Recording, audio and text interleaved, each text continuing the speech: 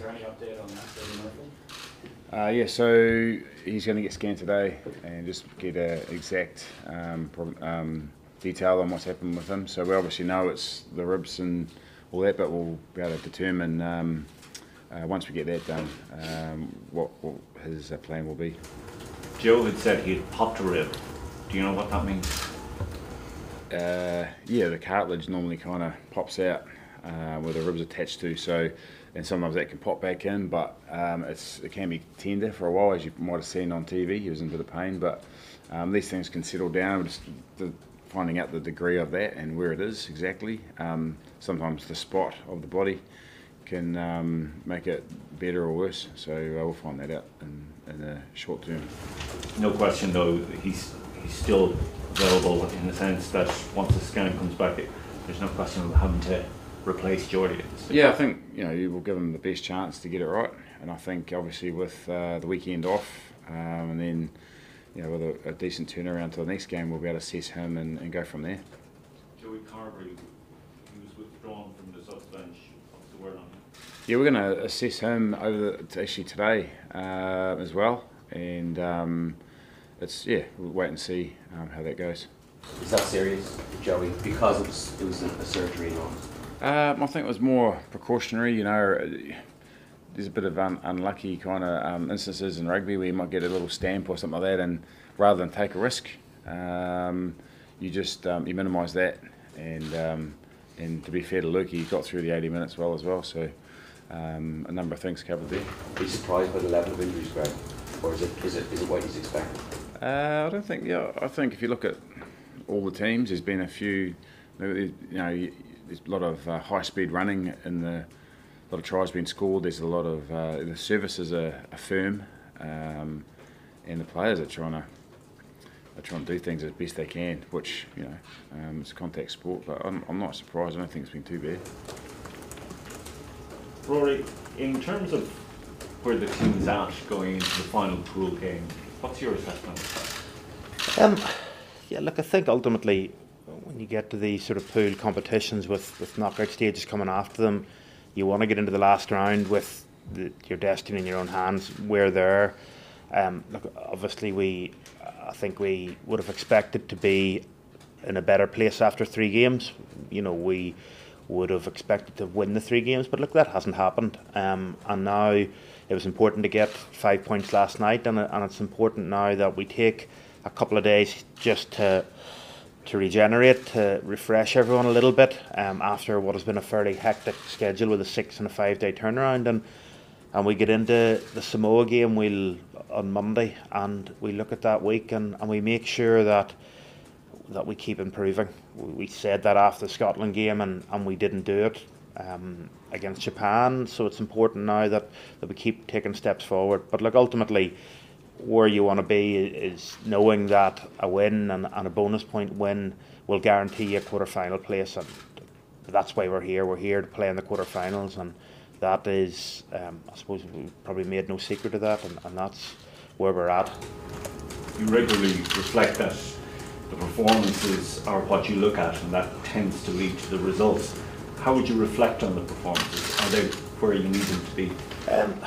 I think we had a very good start, and I think before we arrived out here there was a lot being made and a lot being pushed at us about how we apparently don't start competitions well, and we did start well, and I think we started the Japan game really well. 12-3, it's not a place where we expect to lose a game from, and I think traditionally when we get ahead we're a very hard team to stop, and we just made a few uncharacteristic mistakes. But there were aspects of that game that we were reasonably happy with. There were obviously a lot that we needed to work on. I think last night's game, there was a little bit of pressure going into it because of looking for a rebound after the Japan game. Some players having to play their 3rd game in 11 days. Some guys playing their first game in the competition, and I think in difficult conditions, I thought we played well. Like I say, we got the 5 points out of it, and I think where we are now is just time to reflect a little bit. I think it's very, very rare in a World Cup where you get a weekend where you have no game and you get a longer turnaround like we have now. So it is really important that we utilise that. But I think in terms of where we want to be, obviously we always want to get better, and I think we have a lot of room for improvement. But I think there are some areas that are probably being overlooked that we can be happy with, and can give us the platform to keep pushing on. How would you describe the confidence within the group? I think when you lose a game, regardless of, and it's the same with every team I've been involved with, when you look across the board and you chat to other players and other teams over the years, whenever you lose a game and you go from being supposedly, contenders in the first game to useless in the second game, ultimately it's always going to affect the confidence a little bit, but I think we bounced back well, and I think that this group understands what we need to do to play well. We understand what our core values, if you like, are, and we know that we weren't as good in those areas against Japan, but ultimately you take a look back and you look at after the England game and you look at Wales, Scotland, that run of games where we felt in a good slot and we felt like we were improving, and we were in those 3 games, and sometimes you got to just take it in the chin and go, we didn't play as well as we can.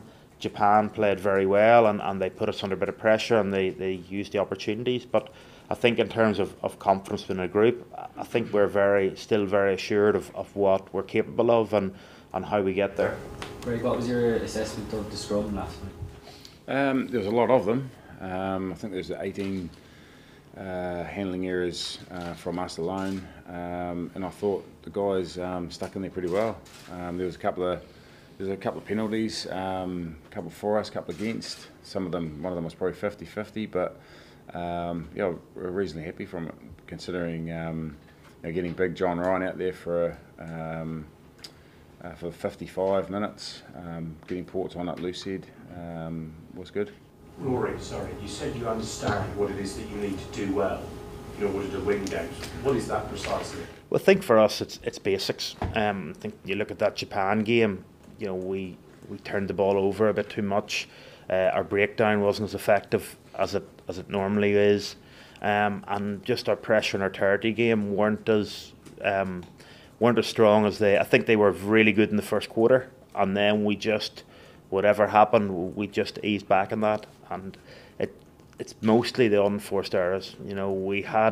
I think when we were 12-3 up, we had a few opportunities, and we either turned the ball over cheaply, we give away penalties. There's one time a kick through, we had them in the worst place you can be in rugby, and right sort of that ruck 5-5 from your own line, and we give away a penalty, and they kicked it away. They have a very strong line out, so ultimately a couple of penalties later and you're in your own half, and so they're all little things that we did. I think when we are playing at our best, you're never going to have a perfect game of rugby. As much as you strive and train to get it, you're not going to have it.